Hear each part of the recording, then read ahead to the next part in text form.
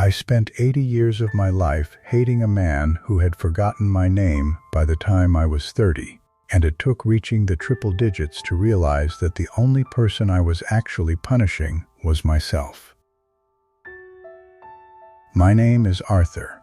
I am 102 years old, and for most of that century I carried a heavy, jagged stone in my pocket that I thought was a weapon, but it turned out to be my own anchor. I want to tell you how I finally let that stone go, because if you're carrying one too, you need to know how much lighter the walk becomes once you drop it.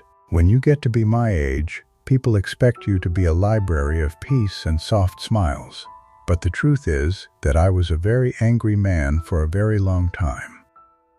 I grew up in a world that felt like it was constantly trying to take things from me, and by the time I was 25, I had decided that the only way to survive was to never forget a slight and never let anyone off the hook. I grew up during the Depression, and then I went off to a war that stripped away whatever gentleness I had left. So by the time I came home, I was hard. I married a woman named Martha who was far better than I deserved, and we built a life in a small house with a garden that she tended while I tended to my grievances. There was a man named Silas who worked at the mill with me back in the late 40s, and we had been friends until a promotion came up that we both wanted.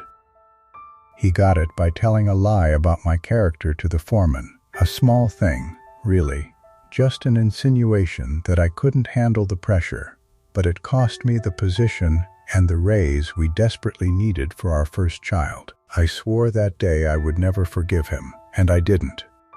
For 40 years, I saw him at the grocery store or at town meetings, and I would feel that hot, sharp surge of adrenaline in my chest. I would turn my head away and mutter something bitter under my breath, and I'd go home and recount the story to Martha until she would just sigh and leave the room. I thought my anger was a form of justice, like as long as I stayed mad, he hadn't truly won.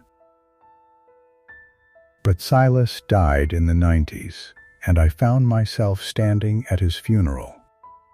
Not out of respect, but out of a strange sense of competition.